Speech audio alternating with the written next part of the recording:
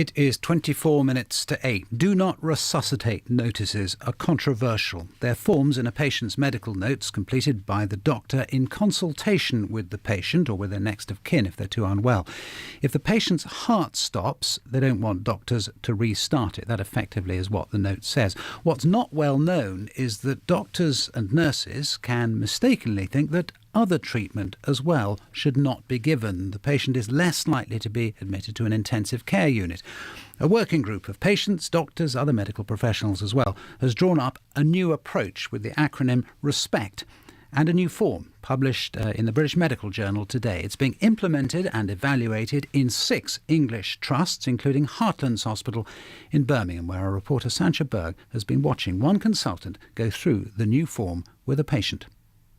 Hello, Vera. Hello. My name is Malind. I'm a palliative care consultant here at Heartlands Hospital. Is it okay if we have a discussion about your various complaints and conditions? Yes, fine.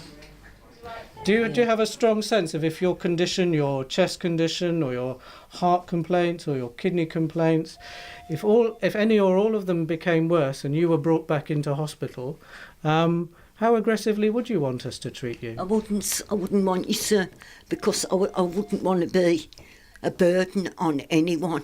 Right. When I come home from having the heart attacks, and I'm sitting there and I'm crying because I couldn't do anything. So this was after you came out of the hospital? Out of the hospital. I couldn't live that way. So yes, comfort, make me comfortable, but don't resuscitate me and keep me alive to be like a vegetable. I see.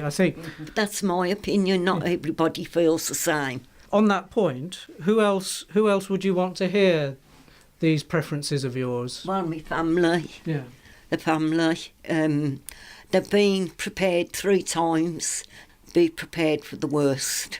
And they haven't wanted that. Obviously, I'm their mother. No, my wish is if nothing can be done and past all hope, let me go, and that's it. I've got 6 great-grandchildren, 13 grandchildren, 5 children, so I haven't done too bad over the years. This purple form affords us an opportunity to try and summarise this conversation that we've had. What I'd be putting in this little section, clinical recommendations for emergency care and treatment, I'd be saying things like you'd be wanting to come back into hospital if your breathing or your chest became a problem. You'd want to have as much ward-based care that we could give you. So that might involve antibiotics, flu treatment, let's say. But if your condition was deteriorating to such an extent that you needed more aggressive treatment, you'd prefer not to be moved into ITU. No. And you really want this box ticking, CPR, cardiopulmonary resuscitation, not being recommended. Okay. Yeah. Yeah, and turn off this pacemaker. Oh yes, and turn off the automatic defibrillator. Yes. Well, that was Sancha Berg reporting from Heartlands Hospital in Birmingham. Zoe Fritz is part of the ReSPECT process working group, works at Addenbrooke's Hospital and is on the line. Good morning to you. Good morning. And this has happened, and that conversation that we've just listened to is happening because of what? Was there a widespread feeling that the do not resuscitate notices just weren't working? Yeah, so there's been research conducted by Jonathan Vold and me in Cambridge and a team led by Gavin Perkins in Warwick over the last 8 years, looking at problems with resuscitation decisions which are complicated. And I will try and summarise as quickly as possible. Essentially, they're not routinely considered. So neither patients nor doctors particularly like having conversations just about resuscitation decisions. And so they're often left until a patient becomes very sick, and sometimes patients therefore remain inappropriately for resuscitation. And then, as you alluded to, there are problems with misunderstanding, which I should say are not everywhere. There are places there's very good practice, but there's definitely evidence that in some places do not resuscitate orders are misunderstood. They're kind of conflated with the idea that the patient's about to die, and so patients don't get the escalation of treatment.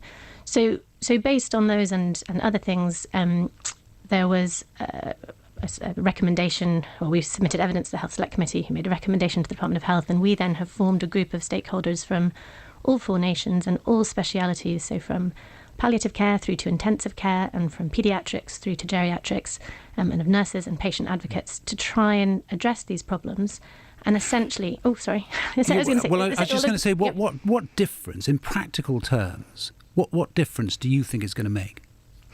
A huge difference. So, and we have evidence that it will make a huge difference. So the idea is that instead of just talking about do not resuscitate as an solitary treatment to be withheld, instead we should talk with patients about what outcomes they value first, so we understand what is important to them. So the clip you just played, she said she didn't want to be dependent, or she didn't, and this idea that... But she had quite detailed views, didn't she, of what she did want to happen and what she didn't want to happen, and she was able then to go through the list with a doctor who listened and simply acted on what she was saying.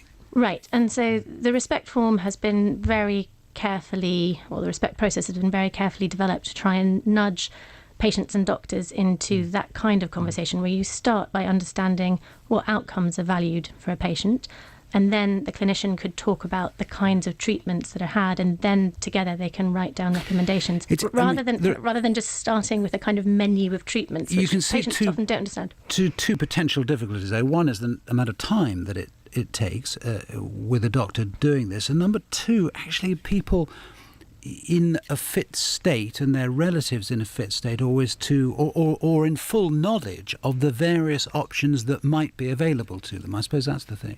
Okay, so timing, when we have introduced precursor to this and this, there's always been anxiety about how much time it may take to have these conversations, but doctors have reported to us, and I've done it myself, that actually over the long term this is almost time saving, because instead of having angst-ridden, panicky conversations when someone becomes sick, you actually have a more controlled conversation that perhaps patients go away and think about and then come back to you.